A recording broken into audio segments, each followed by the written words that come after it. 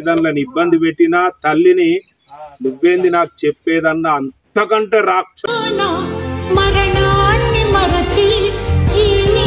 కలిసి తల్లిదండ్రులను సాగండి. తల్లిదండ్రులు ముఖ్యం, తల్లిదండ్రులే సర్వం. మీరు దేవుడి దండం పెట్టకుండా ఏం పాపం దాకా, కానీ తల్లిదండ్రులను ఇబ్బంది పెడితే వాడే నిజమైన రాక్షసుడు.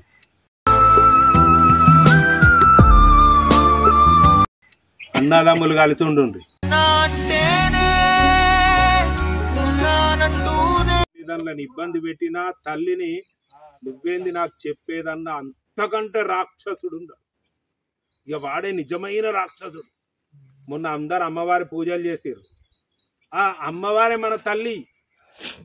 ఎవడన్నా తల్లిని కొంతమంది పంచుకుంటారు. నువ్వు 4 రోజులు కాదురా, నేను 4 రోజులు. ఈ గాడిద కొడుకులను పెద్ద పెరిగేదాకా అబ్బాయ్యా జాతే నువ్వు 4 రోజులు దాకా నేను 4 రోజులు. అట్లాంటి దరిద్రులు కూడా ఉండొద్దు మన ఊళ్ళో. అందరు కలిసి తల్లిదండ్రులను సాగండి. తల్లిదండ్రులు ముఖ్యం, తల్లిదండ్రులే సర్వం. మీరు దేవుడి దండం పెట్టకుండా ఏం పాపం దాకా, కానీ తల్లిదండ్రులను ఇబ్బంది పెడితే వాడే నిజమైన రాక్షసుడు. అన్నదమ్ములు కలిసి ఉండుండ్రి.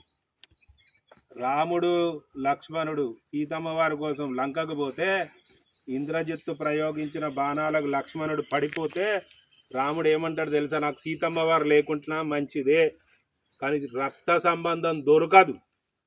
ఇప్పుడు నేను ఈయన మామ అని పిలవచ్చు, నేను బాబాయ్ అని పిలవచ్చు, ఈయన అయ్యా అని పిలవచ్చు, కానీ రక్త సంబంధం దొరుకుతుందా? ఇట్లాంటి సంబంధాలు ఎన్నైనా దొరుకుతాయి, రక్త సంబంధం దొరకదు. నాకు సీతమ్మ వారే వద్దు, నేను పోతా అనుకున్నా. అవంత గొప్పది అన్నదమ్ముల బంధం. ఈ 12,000 రోజుల కోసం కొట్లాడుకుండేందుకు? ఈయనకి ఎకరం పోయింది, నాకు 10 ఎకరం వచ్చింది, నా హద్దు కలుపుకున్నాడు, నా ఒడ్డు కలుపుకున్నాడు. ఆడిపోతాడు, ఈడిపోతాడు, ఒడ్డీనే ఉంటాడు. మీరు ఈ ప్రతిష్ట అయ్యేంత లోపు ఎవరెవరు విడిపోయిందో వాళ్ళందరూ కలవండి. ఎవరు కూడా నేను అనే అహంకారం తీసేయండి. ఇవి ఇప్పుడే మర్చిపోకండి. అందరం బంధువులమే, అందుకే ఇవాళ ఇక్కడ కలుసుకున్నాం. నేను కూడా ఏ జన్మలో మీ బంధువునే కావచ్చు, లేకపోతే మీరు నా దగ్గర రావాల్సిన పనే లేదు. అదే ఆత్మబంధం. ఎవరికి ఎవరు శత్రువులు కాదు. అందరం కూడా ఒకటే కుటుంబ సభ్యులు. రాష్ట్రపతి అయినా పొయ్యేటోడే, అందులో పనిచేసే గుమస్తా అయినా పొయ్యేటోడే. ఈ అధికారాలు డబ్బు కాదు, అసలు అది నథింగ్.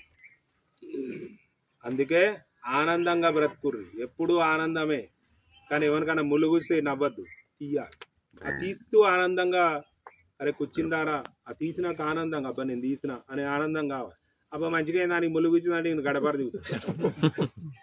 అందుకే అట్లాంటి చెడ్డ బుద్ధులు వస్తాయి. సరేనా? ఎంతమంది అబ్బాయికి మొక్కుతారు? చేతులు ఎత్తురా. చచ్చిపోయినా మనసులో మొక్కేటోళ్ళని అడుగుతాను. ఇయాలట్టి అబ్బాయికి మొక్కేటోళ్ళు చెయ్యెత్తుర్రా. మీ అబ్బాయి ఇక్కడ లేకుండా మంచిది. మనసు